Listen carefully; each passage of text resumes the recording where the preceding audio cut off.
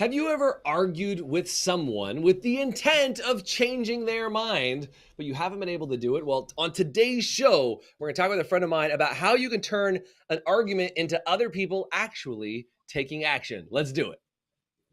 Your mind is a beautiful thing, but if left unattended, it can get ugly real quick.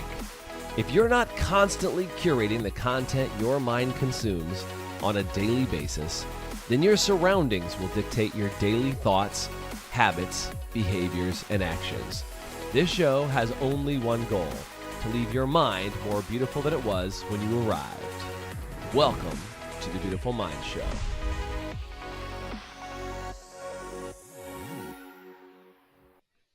Hey guys, welcome to today's Beautiful Mind Show. My name is Jason Everett. I'm your host for today. And with me is a friend of mine all the way from Australia. Please welcome to the show, Josh Mckinrick. What's up, Josh? Glad to have you on, man. It's good to be here, Jason. Dude, really glad to have you on. Just so you guys know, Josh and I know each other through some mutual friends. We work kind of in the coaching community, in the coaching space.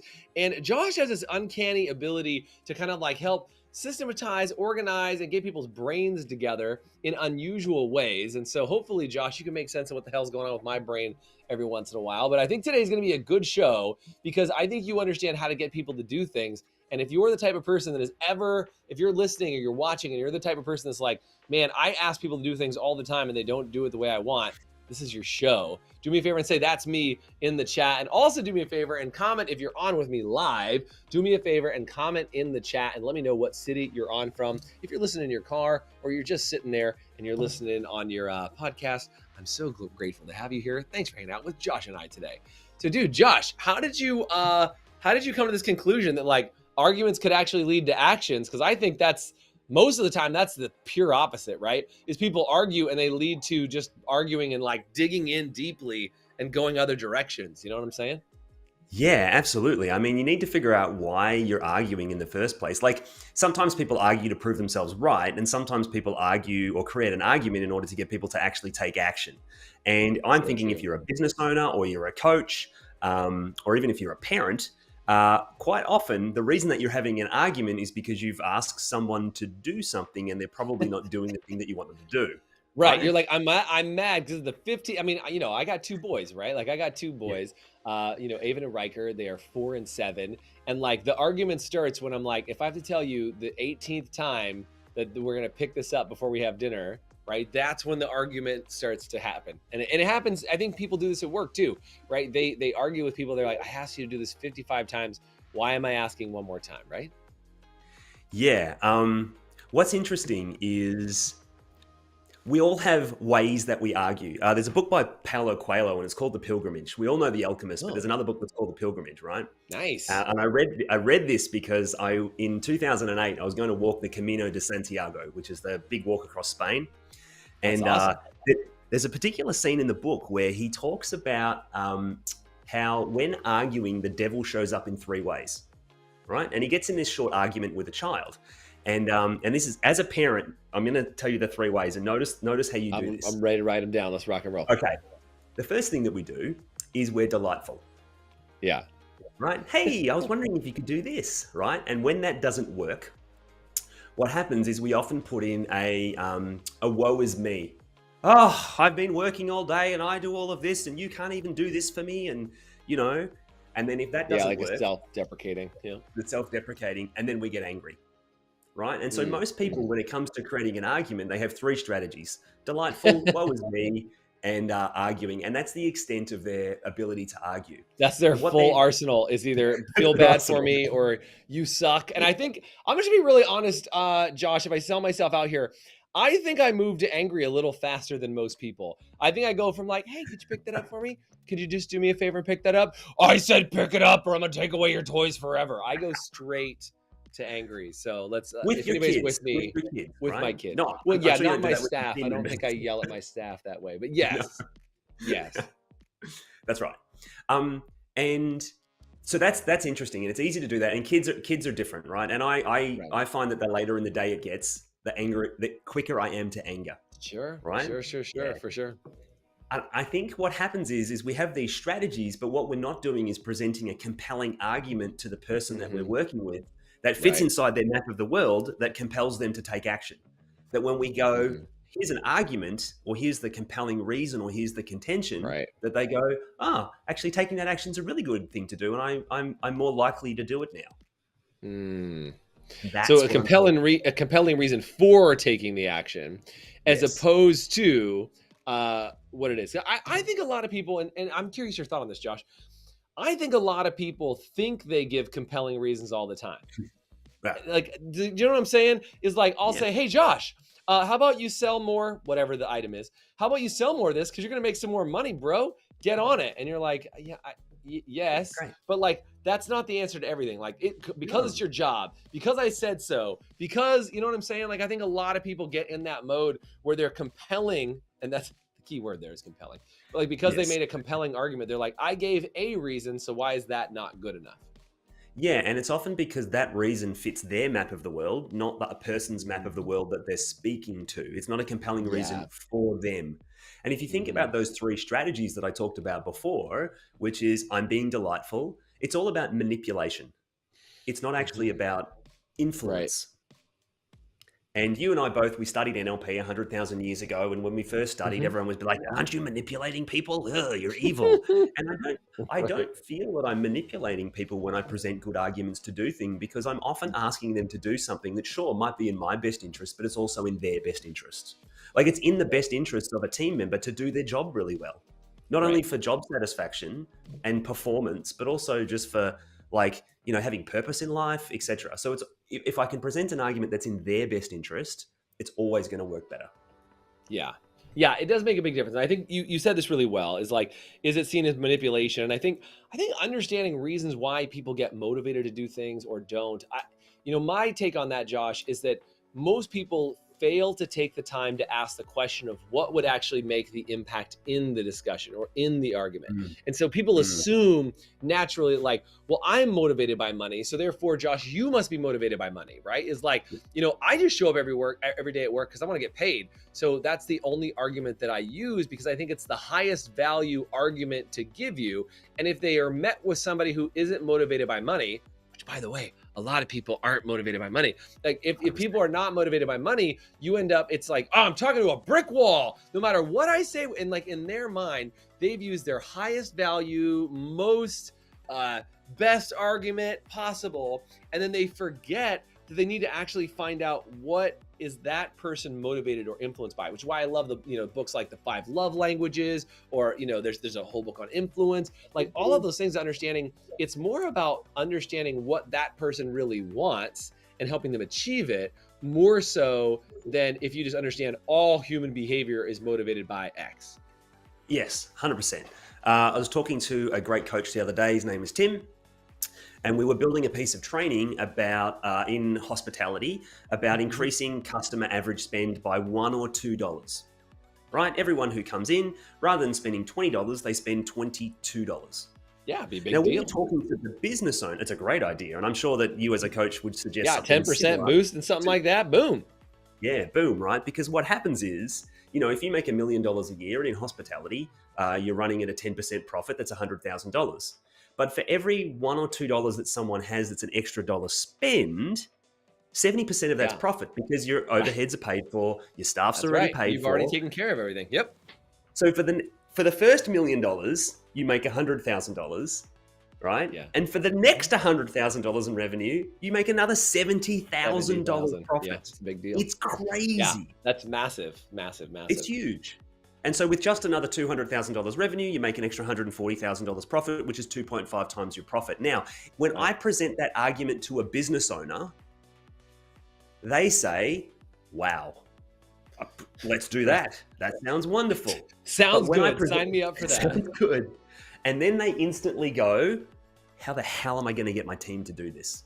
Right. That my team will never want to do this because there's not enough benefit for them. And again, rightly so. I mean, that team member's going like, if somebody who comes in and wants to buy one more thing for me, I have to go out of my way and ask them to pick up one more thing while they're here. That's one more thing that I already don't have enough time for. And I think this is kind of the other argument side of things.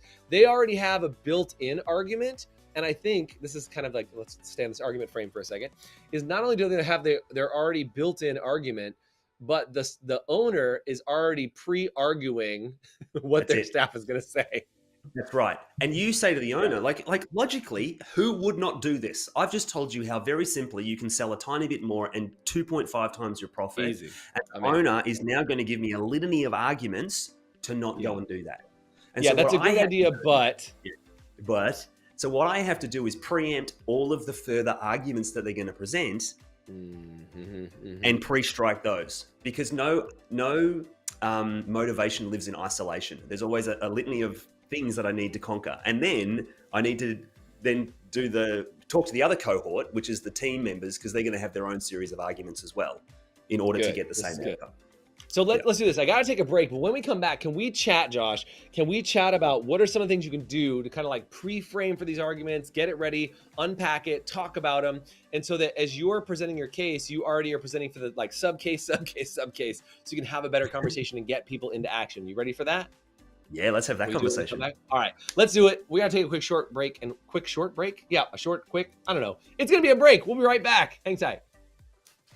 Would you like to have an even more beautiful mind? Well, we'd like you to have one, and we actually created a 7-day Beautiful Minds Challenge, which is a little bit of a choose your own adventure challenge for just 7 days. And I really think you can do anything for 7 days. It's definitely not easy, but it will be simple for you to get access to it. All you have to do is comment anywhere on this video or send me a message on social media that says 7-day, and I'll send you immediate access to not only our Beautiful Minds Facebook group, but also our Beautiful Minds Challenge, where you can go through 3 different areas: your mental health, your emotional health, and your physical health, and get challenges in each of those areas that'll help you get a handle on each of those areas inside your life to give you more control over what you want to do every single day. So do me a favor, comment 7-day or send me a message on any social media, and I'll make sure I give you access to our exclusive community group as well as access to the challenge. Thanks so much, and now back to the show. Welcome back. I'm chatting with my buddy, Josh Mckinrick. We're chatting about how do you get people motivated and excited to take action on something when they already have a laundry list of complaints that they're going to hear from their kids, from their team, from their spouse, or maybe even from themselves. What sort of arguments are they going to already have built up in the arsenal? Because you want them to take action, and you know they're going to have an argument for you. How do you line it up? How do you frame it up? And I love what you said right before we came to the break. You said no motivation lies in isolation. Really well said. Josh, how can we start to preempt this discussion and kind of like mitigate some of these arguments that start to happen? So in my world, I work with experts and I help them design world-class training programs. In any world-class training program, I consider it to be a glorified to-do list. If you do this series of actions, you are going to get the result that I promised. Do these 10 things, make some money. Easy. Yeah, sell things, make some money, right? Build some training, train your team, get them to do it. You can sit on a beach, right? So clear. That's as easy as it is. Simple. Easy. And so the first thing that I do when I work with people is I say, the first thing we need to do is like, what is the action that you want the person to take? So what's your outcome? Right? Classic coaching. What's your outcome? What's the action that you want them to take? And then we list those things down, but then most of the work, like actually when I work with experts, the action's the really easy bit. Like building a SOP, a standard operating procedure for what somebody needs to do, it's really straightforward. Most of the time is spent unpacking what is all of the excuses, denial, blames, justifications, reasons for people to not do the thing, right? What false assumptions are they making, or what don't they understand, or what's the new belief that they need to have in order to make taking this action a really great idea? Because at the moment, taking the action is a hassle. Or it's extra work. With identity. It's something new. Right? Yeah, it's like my plate's already full. How can I possibly take on something else? Or I'm not the kind of person who would do that. That's a good one too. That's not important to me. Yeah. So do you recommend that people like sit and write down this list of like, let's come up with all the excuses, justifications, denial, blames, all those things? Like, do you recommend that you sit and create that before you bring your idea to the table? If sitting and creating is good, generally my wife and I go for a walk, and we And just just talk talk and it just out. talk it through. Just talk it out. Going, Nice. okay, we need the kid to do. So recently, our son was changing schools. Now, our son is a very gregarious introvert. He's phenomenal at making friends, but changing gears is really Yeah, tricky for that's him. not He's the. the kind of kid Mhm. that would never want to get in the bath and would then never want to get out of the bath, right? Yeah, I got you. It's the transition. It's that. Yeah, it's like Yeah, the next thing is really difficult. Yeah, I got it. that's it. So we spent a lot of time unpacking how we can make this transition into this change of action really seamless for him, helping Mm-hmm, him, mm-hmm. setting it up way in advance, giving him lots of volition, making sure that the decision was his decision.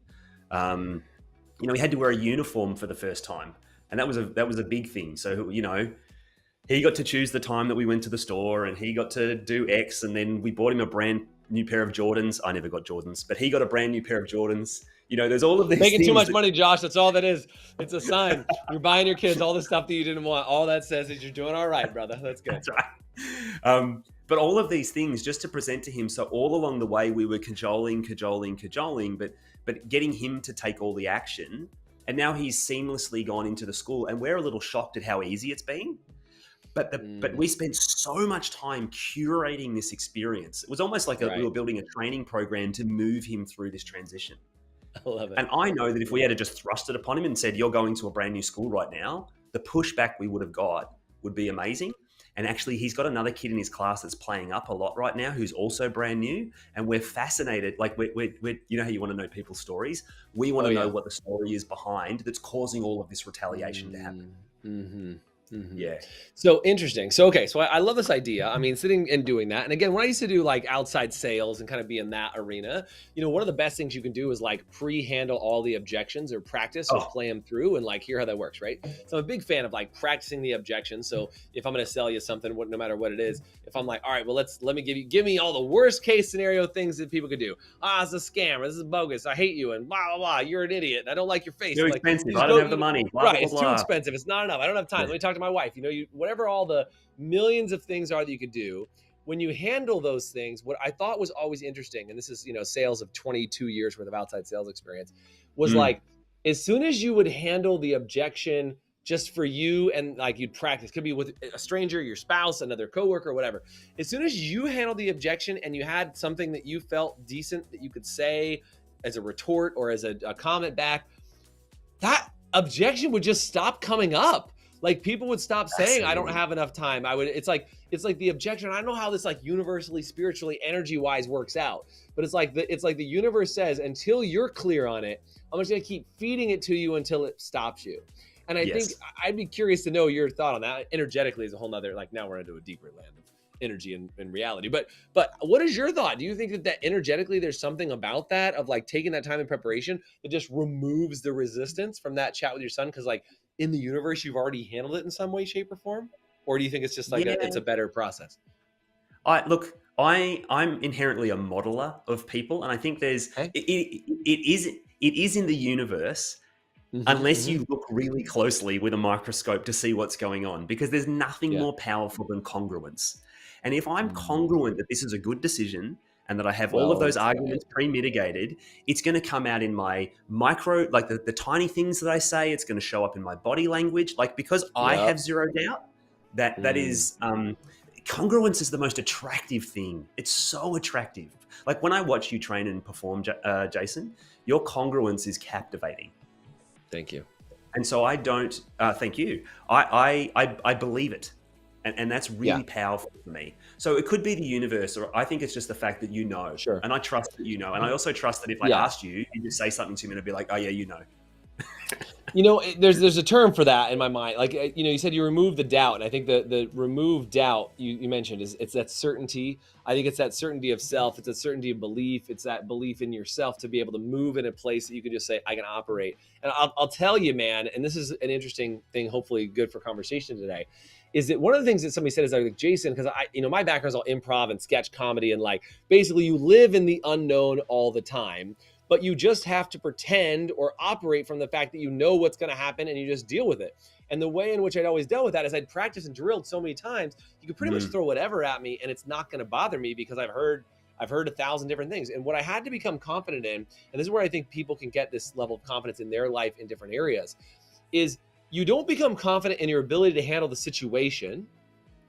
You become confident in your ability to solve the problem quickly to handle the situation.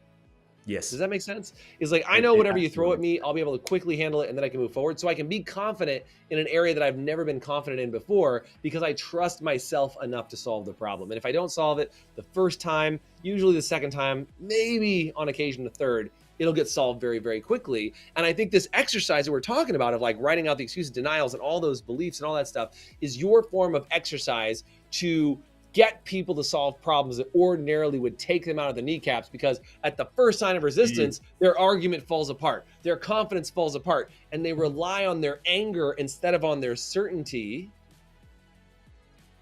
And I think it's because we just, we default to anger when we're not getting our way. We're all kids throwing a damn tantrum, let's be honest, right? If I can't get my staff to do one more thing, then like we're all 1 second away from being a little hungry and a little pissed off.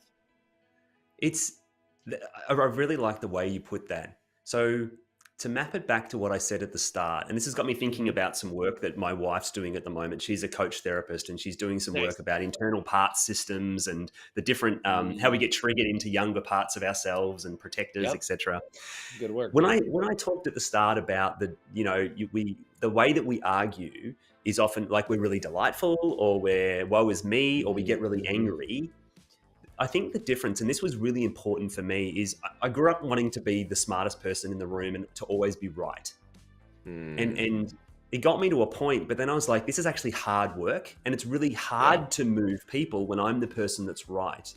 And so when I'm presented with that situation that you were talking about before, whereas I haven't been presented and I don't know the answer, I know that if I come from a place of compassion and curiosity and empathy, and that we're just two smart people trying to solve a problem together, the outcome is more likely to evolve. I don't need to know what the answer is. I just need to be open that we're going to, as you said, I know that I and we can problem solve this together. And that is the best way. That's the best mode versus those 3 modes that I talked about before. Well, so what we're talking about, just another way to say that is like, just as I'm registering what you're saying, is one is adversarial. I'm on this side or I'm on this side. I'm right, you're wrong. The other is let me stand on your side and let's solve the problem together. Yes. You asked me a question before we jumped on the show. You were like, are you Democrat or Republican? And my answer was neither. Neither is my answer, because I don't care. Like, I really don't care. It is not a Democrat or Republican thing. I would never take my answer and say, I agree with all of these people on this topic, or all these. There's some answers I'm more Democratic on, some answers I'm more Republican on. Like that is a very solid place to be, and say, I'm an independent thinker that looks at every situation and solves it with the person. So if you and I were arguing about something, I'd be like, well, let's look at this together. What have been the cases on this? And what are both parties saying about this? And like, hey, you know what, Josh? Let's see if we can figure this out together. And I think what ends up happening is when people realize that you're on their side solving the problem with them, as opposed to on the other side of a negotiation or of a sale or whatever, is people intimately know if you're on the other side or if you're on their side. Right. And I think it's like people can tell if your intention is to help them solve the problem that they're trying to solve, or help you solve the problem of why you don't have a sale this month, or why you need to make some money, or whatever the problem. It's like you got to stand with them, not against them, and it'll change the way that they feel that. And that's what disarms people, and it, not in a, like, to your point on NLP, not disarms them so you can like get away with something, but it's disarming because you are genuinely helping. Yep. Absolutely. So getting in the right state to solve an argument is the most important thing to do first, and then presenting an argument or solving the argument with them in a compelling way that makes them realize, actually, me taking action on this is really great. That's step 1, step 2. Yeah. Well, and when you're on their side working to solve it with them, it is our idea to solve the problem as opposed to my idea I'm trying to force on you. right? When That's you're right. across the table, it's my idea. Yeah. When you're on their side of the table, it's what's our idea to figure this out. And again, everybody would love to have it be our idea. And I think people are like, well, you got to make them think like it's their idea. I hear that sometimes, right? I don't know. You would maybe that too, but like I try and look at it from the framework of like, how does it become our idea collectively so that we agree on a path forward, on the actions that you want to take, instead of just That's being like, I faster. got to get my idea in their brain and plant it inside them so that my idea becomes their idea, as opposed to Yes. let's create an idea together. Yep. And you can absolutely Yeah, seed good. ideas. Sure. The thing is, if you have your idea be, help them understand that their idea is your idea, I'm like, that just makes my brain hurt. I'm like, A lot of I can chaos. seed ideas to people, and then eventually they can come to me and Yeah. say, oh, I've had this idea. And I'll be like, great. That's cool. I'm really glad that you've come to that realization. And I know there's mornings when I wake up and I go, and I have this epiphany. And then I go, oh, I remember Joe Bloggs saying that 2 years ago. It's just that today it makes sense to me. Today is the day where I It's figure it just out. bizarre. Well, look, here's the thing, Josh. This has been super fun. I hope that as you guys have been listening or watching or hanging out with us today, that you've had a couple of epiphanies, a couple of blinding flashes of the obvious that have smacked you in the face and said, you know what? Holy crap, I'm that guy. I do that. Or I'm that gal. I do that. Right? And all of a sudden you realize that there might be times when you're in an adversarial role and the argument is between you and somebody else, as opposed to looking at the argument as a problem that you collectively solve as a team in order to get to the other side. I hope this has been helpful for you. Yeah. If it has, do me a favor and say helpful in the chat or tag somebody in this post so you can find out more about it if you find us on social media. I really appreciate your time today, Josh. I think it's been really good conversation because I know that this is the topic that I need to learn more about, and I've been studying it for 20 years. Same. Do you know what I'm saying? Like, dude, It's this is every it. day. Because Yeah. the arguments just get bigger. They get bigger in value, larger dollar amounts. They get more, your relationships get more precious. The arguments with your children, it starts to like really hound on you. Like, why do I always fight with my kids? And there's more pressure and it becomes more valuable. So I really think we could talk about this subject for years and it would still be valuable. So I appreciate you bringing it up. I really appreciate the value you brought to today's call, my friend. And as always, it's just good to see you. So, dude, thank you for hanging out today. Thank you for being on the show. It's a pleasure. Dude, awesome. Thanks for being here. Do me a favor, guys. If you haven't subscribed to this show yet, do me a favor. Find it on your favorite channel for podcasts. Find it. And if you really like today's episode, do me a big favor and give us a rating. That would be really helpful too. I'd really appreciate it. Josh, as always, it's been a pleasure. Have a great day, man. See ya. Thanks for joining us on today's show. If you want to get access to our 7-day Beautiful Minds Challenge, you can either comment below and just say 7-day, and I'll shoot you the information so you can get immediate access to that, or find me on any social media and just send me the message 7-day, and I'll make sure I get that out to you right away. And if you really enjoyed today's show, it would do me a huge favor if you went online, whether it was Spotify, Pandora, or iTunes, or any sort of podcast platform that you can find us on, and search for The Beautiful Mind Show, subscribe to our channel, and then make sure you give us a rating. Every time you give us a rating, it helps us get more eyeballs on our show and help more people have a more beautiful mind. Thanks again for joining us.